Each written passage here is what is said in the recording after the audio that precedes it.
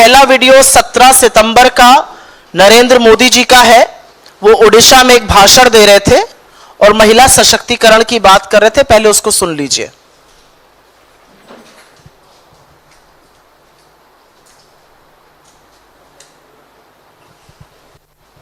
महिलाओं की उन्नति, महिलाओं का बढ़ता सामर्थ्य, ये ओडिशा के विकास का मूल मंत्र होने वाला है। और अब आपके सामने मैं एक दूसरा वीडियो प्ले करूंगी और ये प्ले करते हुए मुझे दुख है, तकलीफ है। इस देश की एक बेटी, ओडिशा की बेटी जो स्वावलंबी बनना चाह रही है, जो अपना एक छोटा सा रेस्टोरेंट चलाती है, उसके साथ एक हादसा हुआ। हादसे से ज्यादा भयावह वो था जो उसके साथ ओडिशा के पुलिस स्टेशन में हुआ। वो वीडियो चलाने से पहले आपको याद दिला दूं, ये बेटी इंडियन आर्मी के एक ऑफिसर की मंगेतर है, एक इंडियन आर्मी के ऑफिसर की बेटी है और खुद एक लॉयर है। जरूर सुनिए उसने कैसे अपनी व्यथा ओडिशा के अंदर एक पुलिस स्टेशन में बयां करी है। पकड़ के जोर से खींच के मुझे मारना पीटना शुरू कर दिया। मैंने उनको रिक्वेस्ट करते रही, प्लीज स्टॉप, मत कीजिए, ऐसा मत कीजिए। पुलिस स्टेशन के कॉरिडोर से मुझे घसीटते हुए ले जा रहे थे और उस टाइम पे मैं जितना जो उनको फाइट दे पाई, जहाँ उनके हाथी के एंकर्स दिखे, मैं फाइट बात करने की कोशिश कर रही थी। उनके बीच में एक लेडी कांस्टेबल ने मेरा गला पकड़ के दबाने की कोशिश की तो मैंने उनका हाथ काटा है। उसके बाद उन्होंने मेरे ही जैकेट से मुझे पीछे हाथ बांधे और एक लेडी कांस्टेबल के स्कार्फ से मेरे पैर बांध के मुझे रूम में डाल दिया। मैं थोड़ी देर में मेरे ऑफिसर आके मेरा ब्लाउज उतार के मेरे ब्रेस्ट पे किक मारना शुरू किया। 6 o'clock जो स्टेशन के IIC है वो आए और उन्होंने मेरा पैंट लोअर किया, अपना पैंट लोअर किया और अपना पीनस निकाल के मुझे बोला कि कितने बार तुम लेना चाहोगे कि तुम चुप रहोगी, क्योंकि मैं बहुत ज्यादा चिल्ला रही थी हेल्प के लिए, बहुत ज्यादा चिल्ला रही थी हेल्प के लिए।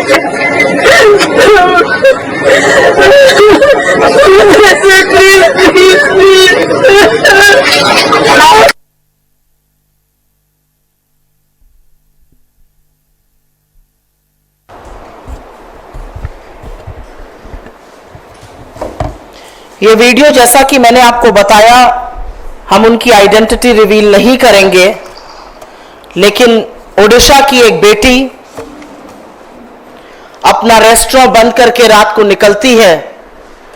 कुछ लड़के उसके साथ ईव टीजिंग की बात करते हैं। रोड रेज का मामले की कंप्लेन लेकर वो और उसका मंगेतर, जो इंडियन आर्मी में ऑफिसर है, वो पुलिस स्टेशन पहुंचते हैं। उस महिला की ना सिर्फ वहां पर पिटाई की जाती है, बल्कि जो उसने अपना दर्द और त्रासदी पुलिस स्टेशन की बयां करी, वो मैं आपकी जानकारी के लिए सिर शर्म से झुकाकर रिपीट कर देती हूं, क्योंकि इस देश को सुनना चाहिए कि इस देश की बेटियों के साथ पुलिस स्टेशन के अंदर क्या हो रहा है। विभत्स है जो उन्होंने बताया है। उन्होंने कहा कि उनको पुलिस स्टेशन में हाथ पैर उनके बांध दिए गए। एक महिला पुलिसकर्मी ने यह किया और उसके बाद एक पुरुषकर्मी आता है और वो आकर उनके अंडरगारमेंट्स को निकाल देता है, उनकी छाती, उनके ब्रेस्ट पर किक करता है और यही नहीं, अपनी खुद के प्राइवेट पार्ट्स को दिखाकर उसने जो शब्द कहे वो मैं नहीं कह सकती हूं यहां पर। यह ओडिशा में हो रहा है, उस ओडिशा में जहां आज भाजपा की सरकार के 100 दिन पूरे हुए हैं। नरेंद्र मोदी 17 तारीख को ओडिशा जाकर महिला सशक्तिकरण की, महिला सुरक्षा की बातें करते हैं और उसी के कुछ घंटों में पता चलता है कि ओडिशा की इस बेटी के साथ पुलिस स्टेशन में दरिंदगी की गई। दरिंदे सिर्फ सड़कों पर नहीं, बीजेपी की सरकार में पुलिस स्टेशन के अंदर भी हैं।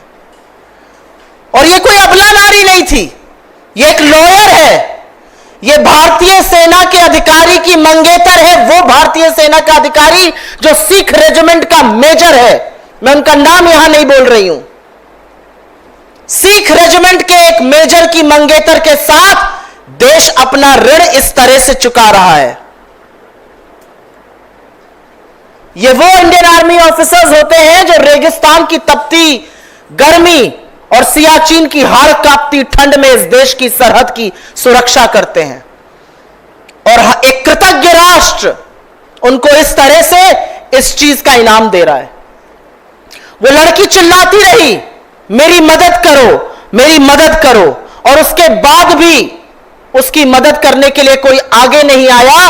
और यह असलियत है कि लड़की का असली यौन शोषण ओडिशा के एक पुलिस स्टेशन में उस सरकार के पुलिसकर्मियों द्वारा हुआ जो आज अपने 100 दिन मना रही है। ऐसा क्यों है कि जहां जहां भारतीय जनता पार्टी की सरकार बनती है, तथाकथित डबल इंजन की सरकार, वहां पर रक्षक भक्षक बन जाता है? ऐसा क्यों है कि भाजपा शासित हर राज्य में विक्टिम शेमिंग का मामला सामने आता है?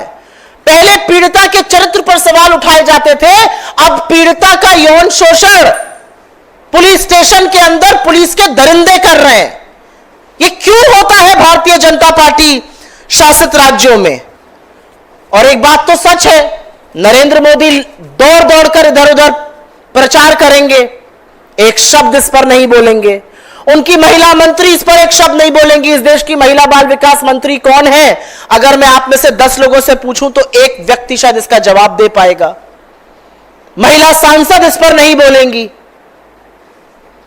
हो क्या रहा है इस देश में?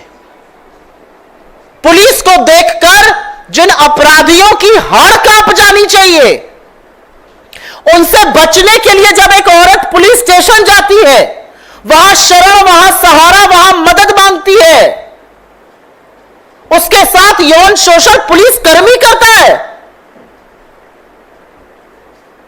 तो फिर सुरक्षित कहां है इस देश की आधी आबादी? कौन से सशक्तिकरण की बात होती है, यह जानना आज क्यों नहीं जरूरी है? और क्या आधी आबादी के लिए इस देश में कोई जगह नहीं बची है? और एक बात और सच है, और इस बात को मैं प्रबलता से बोलना चाहती हूं क्योंकि दोनों विषय जो है वो मेरे हृदय के बड़े समीप है। मणिपुर में 2 महिलाओं को, 2 बेटियों को आदमखोरों की भीड़ में नोचा। उसमें से एक कारगिल योद्धा की पत्नी थी। हफ्ता भर नहीं हुआ, अभी मध्य प्रदेश से मामला सामने आया है। 2 आर्मी ऑफिसर्स, 2 आर्मी के सैनिक और उनकी महिला मित्रों और संबंधियों के साथ वो कहीं घूमने गए थे, वहां पर उनकी पिटाई की गई। एक ये कृतज्ञ राष्ट्र है जो व्यक्ति ये सोचकर सरहद पे जाता है कि या तो मैं वापस आऊंगा या तिरंगे में लिपटा हुआ मेरा शरीर वापस आएगा, उसका हम ये बदला दे रहे हैं। और सब चुप रहेंगे, सुई टपक सन्नाटा रहेगा, इस पर कोई आक्रोश नहीं होगा, इस पर कोई प्रदर्शन नहीं होगा, इस पर कुछ नहीं बोला जाएगा। आपने बंगाल पर आवाज उठाई, सही किया, हमने भी बंगाल में प्रदर्शन किया। अब उठाइए इस पर आवाज, पूछिए कि ऐसा कैसे हो सकता था। पूछिए कि सरकार के बनते ही ऐसा दुष्कर्म पुलिस स्टेशन के अंदर बेटी के साथ कैसे हुआ। आप बदलापुर पर नहीं बोलेंगे, आप बिहार पर नहीं बोलेंगे, आप उत्तराखंड पर नहीं बोलेंगे, आप उत्तर प्रदेश पर नहीं बोलेंगे। आप सिर्फ और सिर्फ गंदी राजनीति महिलाओं के साथ दुष्कर्म होने पर करते हैं। हाथ जोड़कर नरेंद्र मोदी को इस देश की महिलाओं से माफी मांगनी चाहिए। आपके वहां से आए हुए 72 घंटे नहीं हुए हैं और इस देश के सामने इस दरिंदगी का इतना बड़ा वाकया सामने आया है। हमारी इस मंच से मांग है, महिलाओं की सुरक्षा को प्राथमिकता बनाई जाए। हमारी इस मंच से मांग है, नरेंद्र मोदी अपनी चुप्पी तोड़े और महिला बाल विकास आयोग भाजपा का फ्रंटल बनने के बजाय इसका स्वतः संज्ञान ले। यह ह्यूमन राइट्स कमीशन का मामला है, यह मानव अधिकार का मामला है। अपराधी से बचकर हम पुलिस स्टेशन इसलिए जाते हैं क्योंकि हमें सहायता मिलेगी, हमें सुरक्षा मिलेगी। और आज इस देश की आधी आबादी को नोचा पुलिस स्टेशन के अंदर जा रहा है। I will very briefly make a statement in English on this. As you saw, Mr. Modi was in Odisha. He spoke about women empowerment. Less than 72 hours later, we have a gruesome case that's come in from Odisha. A woman, a self-employed woman who runs a restaurant, is engaged to an Indian Army officer who works in the Sikh regiment, was going back to her home when some catcalling and eve-teasing happened. She went to the nearest police station. Instead of helping her out, the police tied her hands and her feet. A male police officer came and disrobed her, took off her undergarments, kicked her on her breasts, and flashed his own private parts before her.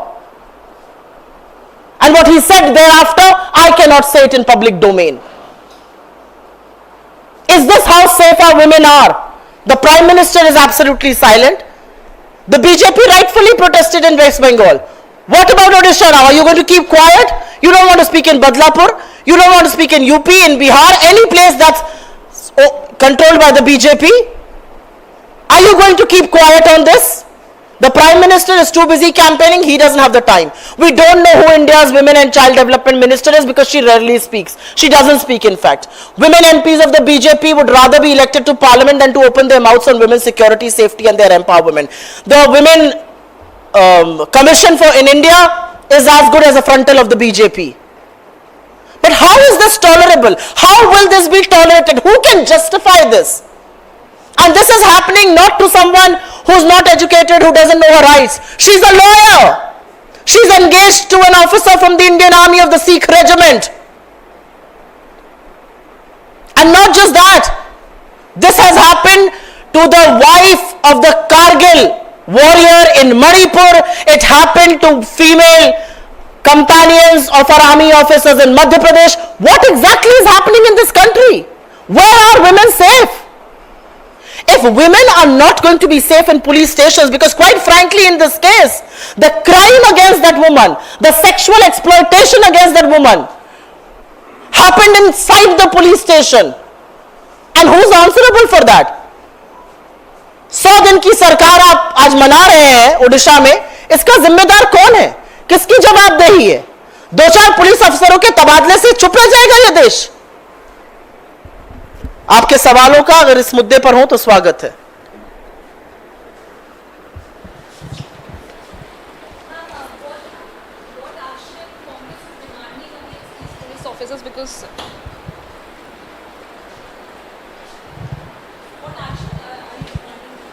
Our first and foremost action is acknowledgement of what happened to that woman inside the police station. At least acknowledge what happened to her. Accept that crime against women are going up unchecked, unabated. That's the reality. That's our first demand. Don't gloss over it. Don't pretend women in this country are safe, because they're not. Women in this country are not safe. They are not safe if they are laborers in the field. They are not safe if they are doctors in the hospital. They are not safe if they are working in 9-to-5 jobs. They are not safe. So first the BJP has to accept it, acknowledge it. मेरा अपना मानना है, सबसे पहले आप ये माननीय तो कि औरतों का, आधी आबादी का कोई सुरक्षा नहीं है इस देश में। चाहे वो अंगूठा छाप एक लेबर हो, खेतों में काम करने वाली, एक डॉक्टर हो, 9 से 5 ऑफिस में काम करने वाली महिला हो, या फिर वो बेटी हो ओडिशा की जिसके साथ ऐसा हुआ। कौन सेफ है? हमारी पहली डिमांड है, प्रधानमंत्री को इस देश से माफी मांगनी चाहिए, अपनी चुप्पी तोड़नी चाहिए। और संरक्षण जब आप ऐसे लोगों को दीजिएगा तब ऐसे कांड होंगे। असलियत यह है कि इन लोगों का हौसला और इन लोगों का खौफ इसलिए नहीं जाता, इन लोगों का हौसला इसलिए बढ़ता है क्योंकि इनको पता है ये कोई भी दरिंदगी कर दे, इनको बीजेपी का संरक्षण मिलता रहेगा। वो संरक्षण कुलदीप सिंह सेंगर को मिला, वो IIT BHU के दरिंदों को मिला, वो ब्रजभूषण को मिला, वो रामदुलार गोंड को मिला, वो तमाम उन नेताओं को, कर्नाटक का MLA जिसके खिलाफ FIR हुई, जो 2 साल तक एक महिला का रेप करता रहा, उन सबको बीजेपी का संरक्षण मिलता है क्योंकि नरेंद्र मोदी प्रज्वल रेवन्ना के लिए वोट मांगेंगे, वो ब्रजभूषण की चिरौरी करेंगे और महिलाओं के लिए नहीं खड़े होंगे। यह असलियत है।